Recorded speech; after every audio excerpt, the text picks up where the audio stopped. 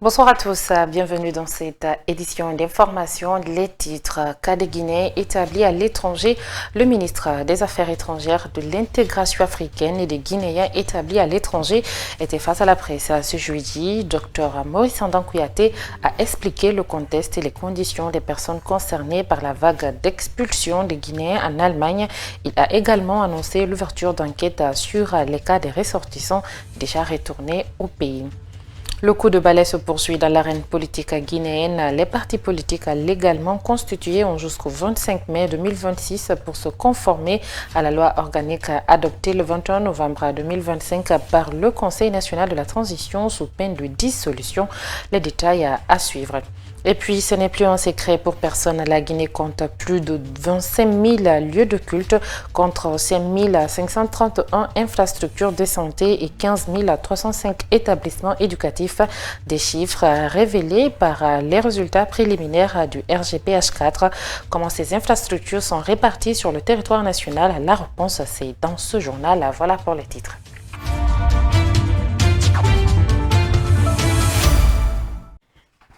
Encore bonsoir et bienvenue à tous. Situation des Guinéens en Allemagne. Le ministre des Affaires étrangères, de l'intégration africaine et des Guinéens établis à l'étranger a expliqué le contexte et les conditions des personnes concernées face à la presse. Ce jeudi, Dr Maurice Sandan Kouyaté parle de 6 000 Guinéens en difficulté en Allemagne. Il annonce que des enquêtes seront ouvertes pour le cas de ceux qui ont déjà été retournés. Ansou Baïle-Baldé. Le ministre des Affaires étrangères a expliqué pourquoi il a demandé une pause relative au rapatriement des Guinéens en difficulté en Allemagne. Dr Maurice Sandan Kouyaté parle de 6 000 personnes en situation irrégulière dans ce pays de l'Europe. Avec l'Allemagne, je dis qu'il faut faire une pause pour qu'on voit clair. Il y a des Guinéens qui ont dit qu'ils ont été molestés, qu'ils ont été...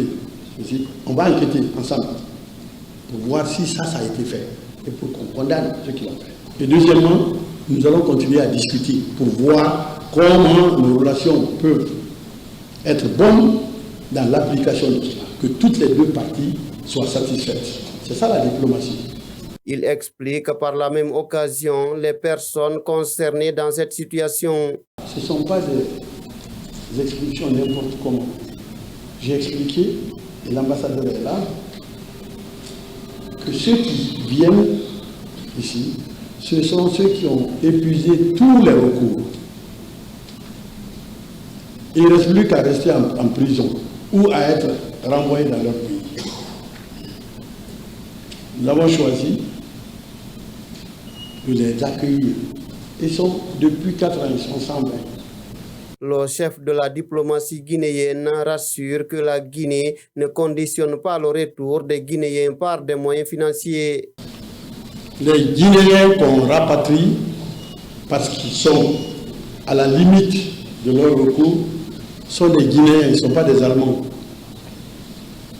Nous ne sommes pas un peuple mendiant. Nous ne conditionnons pas le retour de nos compatriotes à l'argent. Pour Dr Maurice Sandan Kouyaté, il ne s'agit pas de l'Allemagne, mais de l'Union européenne dans cette situation des Guinéens en difficulté dans ces pays membres. Les conseillers nationaux ont autorisé la ratification de 2 accords de financement majeurs après examen en commission et intercommission ce mercredi à l'hémicycle. Il s'agit de l'accord de prêt conclu entre la République de Guinée et l'IDA portant sur la 2e convention de financement additionnel du projet riposte d'urgence et d'appui au programme NAFA et de l'accord de financement signé avec la Banque islamique de développement BID dans le cadre du projet de construction du corridor routier régional Guinée-Sénégal, tronçon à Mali-Gadalougué. Reportage à Mamadou Taneba. L'accord de prêt relatif à la seconde convention de financement additionnel du projet de riposte d'urgence et d'appui au programme NAFA, chiffré à 50 millions de dollars américains, et l'accord de financement avec la Banque islamique de développement dans le cadre du projet de construction du corridor routier régional Guinée-Sénégal via le tronçon Mali-Guadalougué, dont le montant total est de 140 millions d'euros, ont été examinés au niveau de toutes les commissions du Conseil national de transition. Ces deux projets sont majeurs pour la Guinée. Les bénéficiaires directs sont les populations. C'est pourquoi les conseillers du CNT, dans leur majorité, ont autorisé la ratification des deux accords. La route qui relie une route régionale qui relie la Guinée au Sénégal n'est pas seulement un acte de bitume, mais qui va lier les peuples, qui va lier les territoires, qui va lier aussi les civilisations, les parents de part et d'autre de la Guinée. Dans le cadre du programme NAFA, il s'agit vraiment d'aider des ménages vulnérables avec des transferts monétaires pour les aider à réduire le niveau de pauvreté, mais de manière plus importante à les aider à sortir de la pauvreté avec des accompagnements sur des activités génératrices de revenus et une formation afin de renforcer leurs capacités humaines et leur permettre d'avoir des moyens de subsistance. Les conseillers nationaux ont formulé quelques recommandations pour une bonne réussite des deux projets. Le CNT, premièrement, recommande de prévoir un plan d'entretien routier pluriannuel dès la phase de construction afin d'assurer la durabilité de l'investissement. 2. Invite le gouvernement à accélérer le paiement effectif des indemnisations prévues dans le plan d'action de réinstallation avant tout démarrage des travaux dans les zones concernées. L'accord de prêt relatif à la seconde convention de financement additionnel du projet de riposte d'urgence et d'appui au programme NAFA et l'accord de financement avec la Banque islamique de développement dans le cadre du projet de construction du corridor routier régional Guinée-Sénégal via le tronçon Mali-Guadalougué devront permettre au pays, d'une part, de lutter contre la pauvreté et de l'autre, de mettre fin au calvaire des usagers. Je vous l'annonçais dans les titres. Dans un communiqué officiel, le ministère de l'Administration du Territoire et de la Décentralisation, MATD, rappelle les nouvelles règles encadrant les partis politiques légalement reconnus en Guinée. Ce rappel fait suite à l'entrée en vigueur de la loi organique L0/2025/035 adoptée le 21 novembre 2025 par le Conseil national de la transition, une réforme majeure qui introduit des changements profonds dans l'organisation de la vie politique. Décryptage à Khadija Kaba. Avec l'entrée en vigueur de la loi organique L0/2025/035 adoptée par le Conseil national de la transition, l'État redéfinit les règles du jeu pour les partis politiques. Le but, assainir l'espace politique et imposer de nouvelles normes de fonctionnement interne. La réforme instaure également un compte à rebours juridique. Dans le communiqué, il est clairement mentionné. En application expresse de l'article 51 de la dite loi organique, tous les partis politiques légalement constitués à la date de sa promulgation disposent d'un délai transitoire impératif de 6 mois, allant du 25 novembre 2025 au 25 mai 2026, pour se mettre intégralement en conformité avec les nouvelles exigences légales. À l'expiration de ce délai, tout parti politique n'ayant pas satisfait aux obligations prévues par la loi perd automatiquement son statut juridique, sans préjudice des autres sanctions prévues par les textes en vigueur. Les partis politiques doivent donc réviser leur statut et règlement intérieur, intégrer des mécanismes d'alternance démocratique et de règlement interne, des conflits, actualiser leur programme politique et justifier d'un ancrage territorial réel dans les 33 préfectures, explique le document. À cela s'ajoute l'obligation d'atteindre au moins 30% de femmes dans les organes décisionnels. Au-delà des principes, la réforme impose aussi une lourde procédure administrative. Chaque parti doit produire un dossier de mise en conformité en plusieurs exemplaires, accompagné de procès-verbaux de congrès extraordinaires, de listes nominatives des dirigeants et de quitus fiscaux pour les membres du bureau exécutif national. Une exigence qui pose la question de la capacité réelle des petites formations à satisfaire dans les délais. Et puis la première édition du prix Miroir de l'excellence s'est tenue cet après-midi au siège de la Direction générale des élections. Célébrer celles et ceux qui participent activement au développement du pays, c'est le sens de cette distinction qui met en lumière les hommes et les femmes engagés pour le progrès de la Guinée. Germaine Massaré. Pour cette première édition, Guénabou Touré, directrice générale des élections, et sacrée lauréate. La gestion des élections déjà organisées lui a valu cette distinction. Pour le commissaire de la structure organisatrice de l'événement, Guénabou Touré incarne des valeurs qui correspondent aux critères de mérite. Il est à la connaissance de tous les Guinéens, de tout le monde, que la Guinée avait besoin d'une certaine accalmie en période électorale en République de Guinée. Donc c'est dans ce cadre que Madame la directrice a fait une grande performance, organisé des élections libres, transparentes, sans effusion de sang, sans aucune violence. Alors, notre site a décidé de mettre en place le prix Miroir Guinée de l'excellence, une manière pour nous de la montrer que la Guinée aussi est capable. Il y a des Guinéens qui sont capables, bien entendu, de reconnaître la valeur de ceux qui contribuent au développement socio-économique de notre pays. Émue et fière de cette reconnaissance, la lauréate a dédié ce prix aux femmes guinéennes et à ses collègues de travail. Je suis très satisfaite, très émue et très contente. Et je pense que ce prix revient à toutes les femmes guinéennes, aux femmes africaines, mais au cadre de la Direction générale des élections et du ministère de l'administration du territoire. Seul on ne peut rien, mais c'est avec une équipe qu'on arrive à gagner.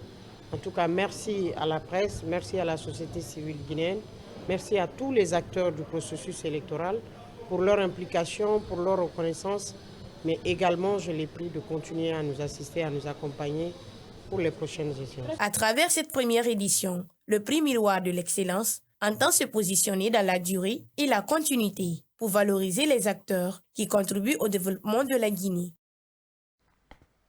Rencontre à Kindia entre le nouveau préfet, le président de la délégation spéciale et les forces vives au niveau local. La responsabilité citoyenne de chacun a été évoquée pour maintenir la cohésion, le vivre ensemble, ainsi que la sécurité des citoyens dans la ville. Suivi un extrait des interventions du préfet colonel Abdourahmane Keïta et le président de la délégation spéciale, Django Sissi, au micro de notre correspondant Siba Topouvoudi. Sensibiliser cette population par rapport à cette paix que nous recherchons. La paix, c'est un mot, mais la forme qu'il faut, l'application, c'est nous les hommes. Il faut qu'on s'accepte. Qu'on accepte en tant qu'être humain, qu'on accepte en tant que résident, qu'on accepte les étrangers, qu'on accepte les miskines, qu'on accompagne toutes les couches et à tous les niveaux. La jeunesse, on sensibilise la jeunesse de comprendre leur mission dans la collectivité.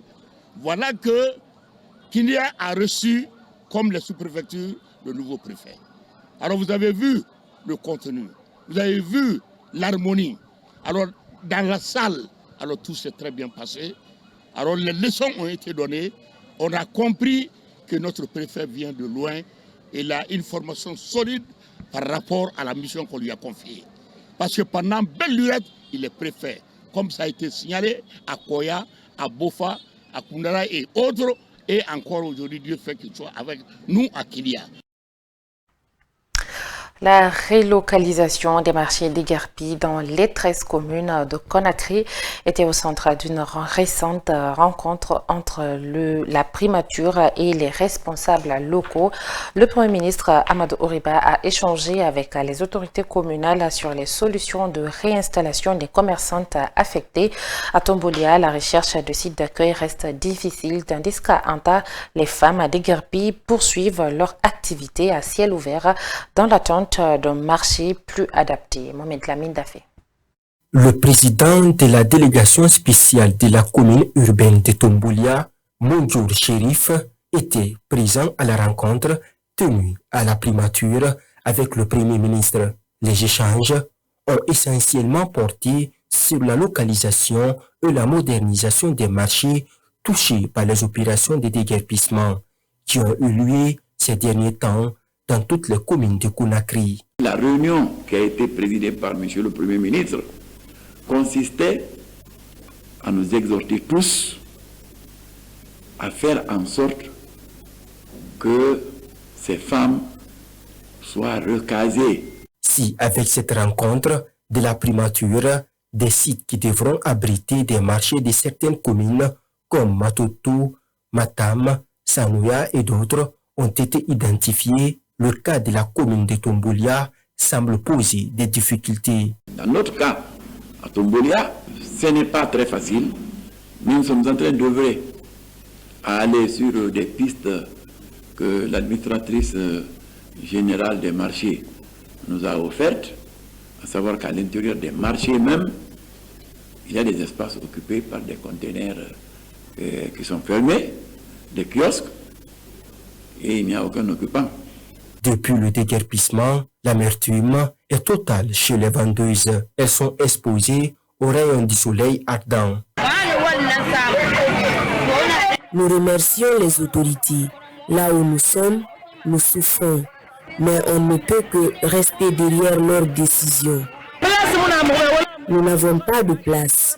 Ils demandent à ce qu'on rentre à l'intérieur du marché. Mais on n'a pas de place là-bas. À Anta, nous souffrons.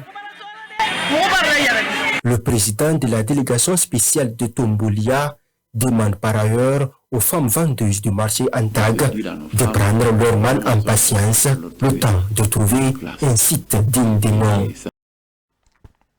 Autre titre de ce journal, savez-vous que la Guinée compte plus de 25 000 lieux de culte contre seulement 5 530 infrastructures de santé et 15 305 établissements éducatifs? Ces chiffres sont issus des résultats préliminaires du 4e recensement général de la population et de l'habitation publié par l'Institut national de la statistique. Comment ces infrastructures sont-elles reparties sur le territoire national? Bangali Camara s'est penché sur ces données. Suivies. Le document met en évidence une forte implication du secteur privé dans la gestion des infrastructures, avec 37,3% devant le secteur public à 32,6% et le secteur communautaire à 29,5%. Dans le domaine administratif, l'implantation des bâtiments répond davantage à une logique institutionnelle qu'à la densité démographique.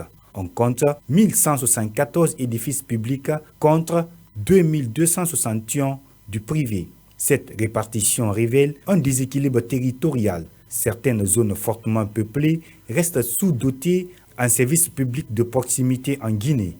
L'éducation demeure le secteur le plus étendu, avec 15 305 infrastructures réparties entre 45,9% du public, 36,5% du privé et 17,2% du communautaire. À titre de comparaison, le pays ne dispose que 5 531 infrastructures sanitaires, dont 36,6% public, 43,7% privé et 19,3% communautaire, confirmant un retard du secteur de la santé. À l'inverse, les lieux de culte sont largement plus nombreux, avec 25 706 édifices majoritairement portés par le tissu communautaire, qui représente plus de 60% de gestion. Enfin, les statistiques de l'INS signalent des progrès dans les secteurs de l'hydraulique, de l'énergie, du commerce et de l'industrie, et une baisse dans le secteur sportif, culturel et social.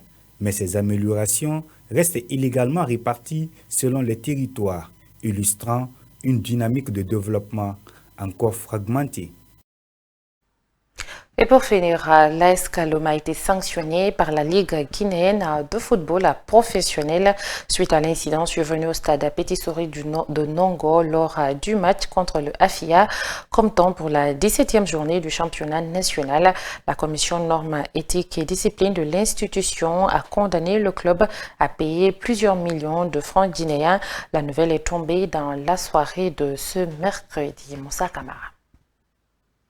Des sanctions ont été prises contre l'AS Kaloum par la Ligue guinéenne de football professionnel à travers la commission normes, éthique et discipline de l'institution suite aux incidents survenus au stade Petit Souris de Nongo lors du match contre AFIA FC. Le club de la presqu'île devra notamment payer la facture des dégâts causés au stade Petit Sori, mais aussi s'acquitter d'une amende de 16 millions de francs guinéens.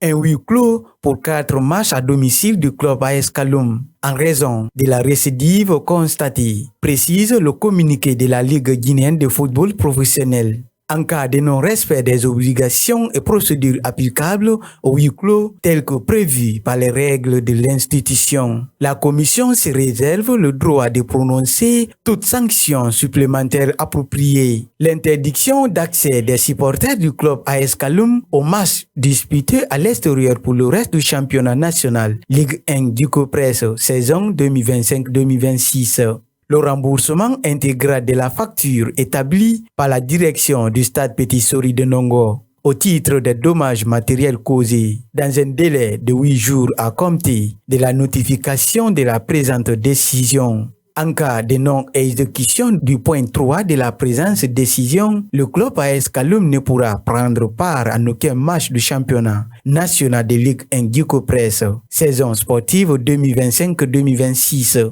Et sera considéré comme ayant déclaré forfait. Le paiement d'une amende cumulative de 16 millions de francs guinéens pour interruption de match, comportement injurieux, destruction d'un panneau et gestes obscènes à l'égard des officiers des matchs dans l'exercice de leurs fonctions. En plus des sanctions disciplinaires contre le club de Kaloum, la Ligue guinéenne de football professionnel pourra engager la responsabilité pénale des individus identifiés dans les supports visuels pour actes de vandalisme et de destruction des biens publics. C'est ainsi que nous nous quittons compte de cette édition d'information. Un grand merci à tous de l'avoir suivi. Au revoir.